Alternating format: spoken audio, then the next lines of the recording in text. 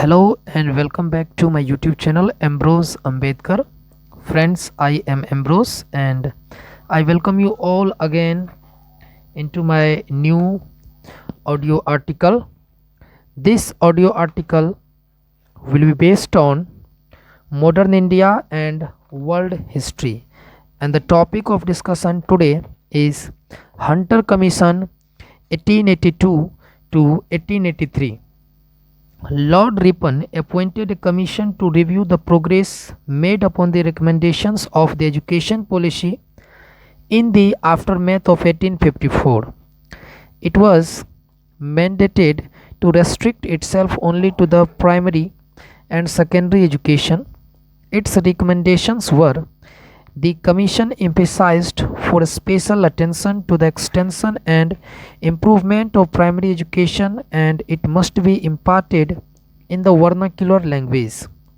Control of primary education should be entrusted to the district and municipal boards, and the medium of this education must be in the local language. The secondary education must have two divisions. One must prepare the students for the university level entrance exams, while the other must focus on imparting vocational and business skills to prepare them for professional life. Encouragement of the private enterprise in the field of education. It also drew attention to inadequate facilities for female education, especially outside presidency towns, and made recommendations for its spread and growth. Friends, the recommendations of this commission led to the unprecedented growth of secondary level and college level education system in India. Subsequently, it led to the foundation of the University of Punjab in 1882 and the University of Allahabad in 1887. Now, the next topic for our discussion is Indian Universities Act 1904. Lord Curzon took keen interest in the development of education in British India. He convened an educational conference in Simla in 1901 to discuss the problem ranging from primary education to university education. The resolution passed by this conference came to be known as the Simla Resolution. As an outcome of these resolutions, a university commission was appointed in 1902 under Thomas Raleigh to inquiry into the conditions and prospects of the universities established in British India and suggest measures for their improvement. Said Hussain Belgami was the only Indian member on Raleigh Commission, but when the Hindus protested about this, Justice Guru Das Banerjee was called from the High Court of Calcutta and was made a member. Based upon its recommendations, the Indian Universities Act 1904 was passed. Its significant recommendations were: universities were empowered to appoint their own staff, including the teaching staff. The number of fellows of a university was limited within 50 to 100, and their tenure of office was reduced to 5 years. The number of elected fellows was fixed at 20 in Bombay, Madras, and Calcutta universities, and 15 for others. Strict rules were made pertaining to affiliation of colleges to a university. The government was empowered to modify the rules framed by the Senate. Governor General and Council was authorized to define the territorial jurisdiction of the universities. This meant that he had the right to decide over the affiliation of the college to the university.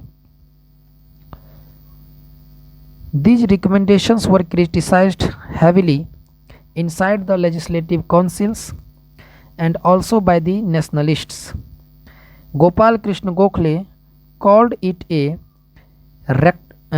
retrograde measure. Even the Sardar Commission in 1917 accepted that the act was given much control to the government in the administration of the universities in India. However, Curzon's policy also led to the provision of a sum of 5 lakh rupees for a period of 5 years for the improvement of universities, and thereafter the government aid was looked upon as a regular feature of the system. Government Resolution 1913. Friends, this is the third topic which I am going to study, which I am going to discuss for you and for me also. The princely estate of Baroda took the step of providing free primary education in the entire state in 1906. Pointing to this, the nationalists questioned the government why it could not follow the example in the rest of the country. Gopal Krishna Gokhale raised this point in the Legislative Council, arguing in favor of widespread propagation of education. Subsequently, in 1913, the government declared a new education policy. The main highlights of the Government Resolution 1913 were as follows. It accepted the need to end illiteracy and devised the policy to achieve the same. Each province had to be endowed with a government university. The provincial governments were encouraged to create a system to provide free education to the most backward, weak and poor sections of the society. Thereafter, the private enterprises in this field were also encouraged. Sadler University Commission 1917. In 1917, the Calcutta University Commission was appointed by the Government of India under the chairmanship of Mr. Michael Sadler, the Vice Chancellor of the University of Leeds. So it was popularly known as the Sadler Commission. It included two Indians, Sir Ashutosh Mukherjee and Ziauddin Ahmad, as its members. This commission was appointed to recommend measures to reform the Calcutta University as well as to look into and report upon the conditions of primary and secondary level education. Although it dealt with the Calcutta University only, the problems it had studied were more or less common to other Indian universities as well. The commission argued that until the level of secondary education is not improved, the university level of education can't be improved. Therefore, the commission criticized the Act of 1904 and said that the college and university education system lack coordination. The recommendations of the Sadler University Commission were separation of intermediate classes from university education, and admission to the university should be after intermediate and no matriculation. A graduation curriculum spreading over their years after prescribed, and the honors course for more brilliant students was to differ from the normal pass course. Formation of secondary and intermediate board of education in each province. Formation of selection committee including external experts to select professors, readers and lecturers. Expansion of vocational and professional education including teachers training. Formation of academic council and board of studies for setting academic matters relating to courses of studies, examination, research, etc. Setting up a board in the university to look after the education of women and propagation of the facilities of facilitate women's education. Establishment of intermediate colleges with teaching facilities in arts, science, medicine, engineering, education, agriculture, etc. Establishment of teaching and residential university at Dhaka to reduce the burden of students on Calcutta universities. After the recommendations of the commission, many new universities were established between the period of 1916 to 1921 at Mysore, Patna, Banaras, Aligarh, Dhaka, Lucknow, etc. And some of the recommendations were also implemented for the improvement of university education by the Montagu-Chelmsford reforms of 1919. Education was transferred to the control of provincial governments, and thus the educational growth increased. Educational commissions, and there were years of establishment, and governor generals during that educational commissions. Charles Wood, and the year of establishment was 1854, and the governor general in that time was Dalhousie, Lord Dalhousie. Hunter Commission was formed in 1882, and the governor general in that time was Lord Ripon. Raleigh Commission was formed in 1902, and the governor was Lord Curzon. Sadler Commission was formed in 1917, and the governor general was Lord Chelmsford. Incapé Commission 1923. In 1923, Incapé Commission was formed, and it was being the governor general was Lord Reading. Hartog Committee, it was formed in 1929, and the governor general was Irvine, Lord Irvine. Lindsay Commission, it was formed in 1929, and the governor general in that time was Lord Irvine. Sargent Commission, it was formed in 1944, and the governor general was Lord Wavell. Hartog Committee 1929, I will study and for you, for me also. In order to investigate the progress and problems of education, the Indian Statutory Commission formed an auxiliary committee under the presidency of Sir Philip Hartog, who had been one of the members of the Sadler Commission and ex-Vice Chancellor of the Leeds University. The committee provided the following recommendations.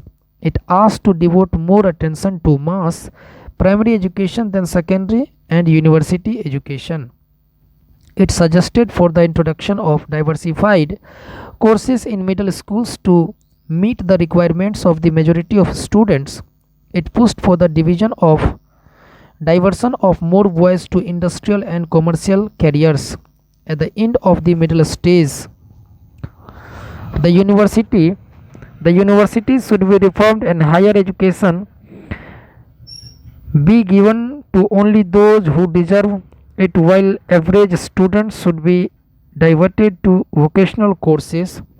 After primary education, Varda Plan for Basic Education 1937. In 1937, Gandhi proposed an outline of a new education policy through a series of articles authored by him in the Harijan. The Harijan was constructed by M.K. Gandhi or Mohandas Karamchand Gandhi. It came to be known as Varda Plan. Zakir Hussain Committee produced a detailed statement of this plan. The fundamental principle of the plan was learning through activity. The basic idea was to impart education through some craft or productive work. Craft work helps the child to acquire sensory and motor coordination and to appreciate the value of honest labor. The important features of this plan were: students shall be given their education in their mother tongue only until a period of 7 years. Free education to children between 7 to 14 years. Education to be provided in mother language so as to help students to become self-confident and self-reliant. Each girl or boy must receive a compulsory vocational training of his or her interest. However, the beginning of the Second World War and subsequent resignation of the Congress ministries led to this plan being shelved. At the time, later after independence, the government attended to several concerns highlighted in the plan. Sargent Plan 1944. In 1944, Central Advisory Board of Education recommended for a national policy for the progress of education in the country. The chairman of this board, Sir John Sargent, was the Chief Education Advisor of India. He made the following recommendations in his report.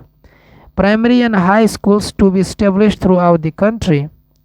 There should be provisions for free and compulsory education for children between the ages 6 to 11 years. There should be separate provisions for the 6-year education between 11 to 17 years. The plan also proposed the setting up of high schools, which were to be of two types, academic and technical. According to the system proposed in this plan, intermediate courses were to be abolished. The plan aimed at bringing universal literacy within 40 years of its introduction, but the Kher Committee reduced the time cap to 16 years. A few years after the Sargent Plan, in 1947, the nation became independent and the British era in Indian education also came to an end. Major legislations and efforts for the development of education during British rule in India. Legislation or initiative, and after that I will read features or provisions of that act. The Charter Act of 1813, 1 lakh was proposed, 1 lakh rupees was proposed for the revival and development of literature in India, and as well as encourage and support the works of native scholars. Hindu College 1817, established by Raja Ram Mohan Rai, David Hare and Sir Hyde East. Roorkee College of Engineering 1847, established by Governor of United Provinces James Thompson. Wood's Education Dispatch 1854, Magna Carta of Indian Education is a synonym to Wood's Education Dispatch 1854. Provisions of Wood's Education Dispatch 1854 were provision for a systematic method of education from primary level to the university level, Indian natives to be given initial training in their mother tongue, but the medium of higher education to be English, Western education to improve its penetration and reach, universities to be established in big cities such as Bombay, Calcutta and Madras, setting up of an education department in every province. Hunter Commission 1882 to 23. Secondary education must have two divisions, one to prepare the student for the university level entrance exams, while the other to focus on imparting vocational and business skills to prepare them for professional life. Private enterprise in the field of education was encouraged. It led to the foundation of the University of Punjab in 1882 and the University of Allahabad in 1887. Indian Universities Act 1904, Governor General in Council was authorized to define the territorial jurisdiction of the universities. Rules pertaining to affiliation of colleges to a university were made stricter. Universities were empowered to appoint their own staff, including the teaching staff. Government Resolution 1913. Each province had to be endowed with a government university. Provincial governments were encouraged to provide free education to the most backward, weak and poor sections of the society. Sadler University Commission 1917. Separation for intermediate classes from university education and the stage of admission to the university was to be after intermediate and not matriculation. Establishment of intermediate colleges attached to the high schools or run independently. Formation of secondary and intermediate board of education in each province. The graduation curriculum spreading over 3 years was prescribed. The honors course and pass course. Formation of selection committee including the external expert to select professors, readers, and lecturers. Hartog Committee 1929 devote more attention to mass primary education than secondary and university education. Reform universities and higher education be given to only those who deserve it. Varda Plan for Basic Education 1937, an education policy authored by Gandhi in the horizon free education for child between 7 to 14 years. Education must be mother language. Education must be in mother language, and each child must receive a compulsory vocational training for of their interests. Sergeant Plan 1944, primary and high schools to be established throughout the country, free and compulsory education for children between the age of 6 and 11 years, setting up of high schools of two types, academic and technical and vocational. Effects of Western education. The Western education had positive as well as negative impacts on Indian society. Positive effects. The Western education brought the ideas from across the world in the form of education, form of works of English scholars. The ideas of other European scholars were also introduced in the form of their English translations. The interaction with diverse ideas and awareness of international events enriched the intellectual climate of the country. The educated class which emerged in the aftermath of the introduction of Western education played an important role in the development of indigenous press and journalism and the publication industry. The introduction of the English language across the country created a common language which was eventually used for the exchange of ideas in the linguistically diverse country. It also fostered to a feeling of nationalism as well as helped in its propagation. While a set of Western educated Indians produced an economic critique of colonialism, a few others took upon themselves the task of reforming Indian society of its many ills and social evils.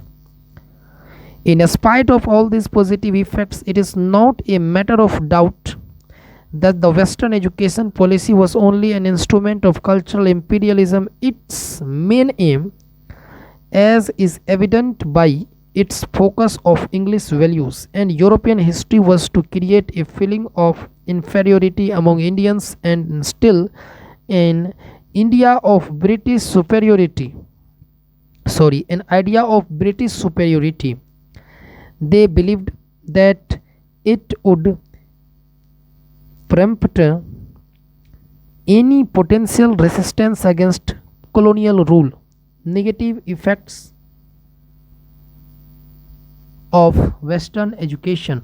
Apart from it, the Western education was comparatively very expensive and was available only in English medium, which adversely affected its reach and popularity. It also lacked any progressive attitude towards the issues of women. There were a few technical colleges imparting education in the field of engineering and medicine, and they too showed a bias towards the Europeans. Even if one looks at the expenditure on education, it was very low in proportion to the income of the company. The Western education created a new line of segregation in Indian society, as it created a new class of English educated citizens who were Indians in color and appearance but European in their ideas and outlook. They looked at the vast uneducated population of India with contempt. Many blind followers and enthusiasts of modern education went astray as they denounced their tradition and culture. but could not create or get hold of new progressive value systems and ideas, which led to a situation of anarchy and moral vacuum in their lives. In this system of education in India, the important subjects like science and technology were ignored in favor of relatively less relevant subjects like European history. The education ceased to have connections with the way of life and its requirements, and it became a system of examinations and degrees. Consequently, instead of generating a pool of useful human resources, it created a crowd of degree holders and literate youth. The Western education also failed to attract the Muslim population, which led to their decreased, decreased representation in the government jobs. It was interpreted interpreted as the British bias towards Hindus, which created a feeling of distrust and encouraged communalism.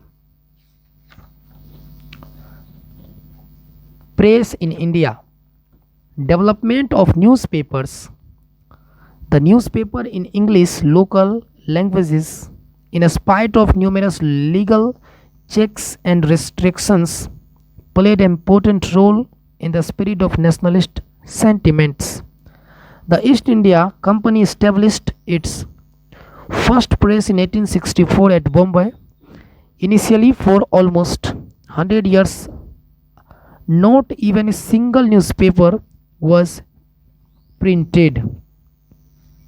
In the regions and territories under the company's rule, probably the reason was that employees of the company did not want the news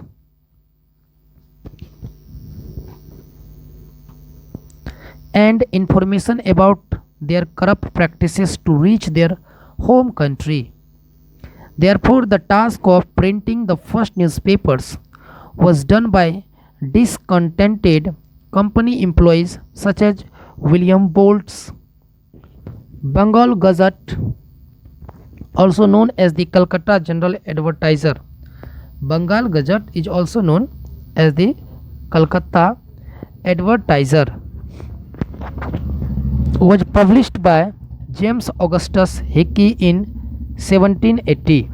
It was followed by the Calcutta Gazette in 1784, the Bengal Journal in 1785, the Oriental Magazine of Calcutta in 1785, the Calcutta Chronicle in 1786, the Madras Courier in 1788, and the Bombay Herald in 1789. At times when the newspapers proliferated anti-government or state-critical articles, the censorship policies were invoked and the guilty editor or publisher was deported to England or exiled. The Bengal Gazette, published by Gangadhar Bhattacharya in 1816, was the first English newspaper in India to be published by an Indian, while the first newspaper in Hindi was Udant Martand, which was published by Pandit Jugal Kishore at Calcutta in 1826. In 1818, John Clark Marshman began the publication of a monthly magazine in Bangla language titled Digdarshan. Rajaram Mohan Roy initiated the publication of nationalist and progressive publications. He published a Bengali weekly, Sambad Kaumudi, and a Persian language journal named Miratul Akhbar. In 1822, he is given the credit for being the founder of the national press in India. From 1851, a publication in Gujarati language named Raft Goftar was begun under the additional editorial leadership of Dadabhai Naroji. Around this period, the famous Indian journalist Harish Chandra Mukherjee began the publication of Hindu Patriot. Another weekly named Chandrika was published around their time, and around this time and represented the views of the conservative Hindus. The numbers of publications under Indian ownership rose exponentially in the later part of the 19th century. These included Amrit Bazar Patrika, edited by Shishir Kumar Ghosh and Motilal Ghosh, and a publication named Hindu from Madras. Ishwar Chandra Vidyasagar began the publication of Som Prakash in Bengali in 1859. This was the first newspaper against which the Lord Lytton's famous Vernacular Press Act was invoked. Bal Gangadhar Tilak began the publication of Maratha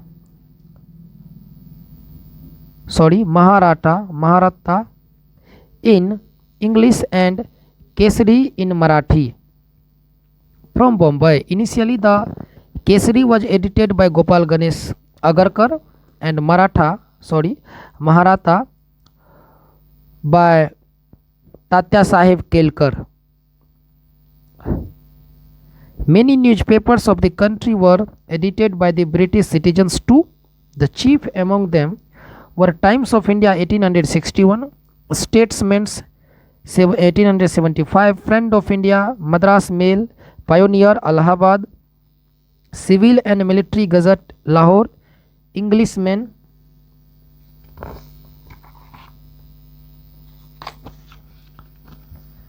Friends, thank you very much for listening to my audio article. If you want to have more audio article related to history, geography, economics, political science, etc., then please subscribe to my YouTube channel. I am Ambrose and I welcome you all again to my YouTube channel. Thank you very much.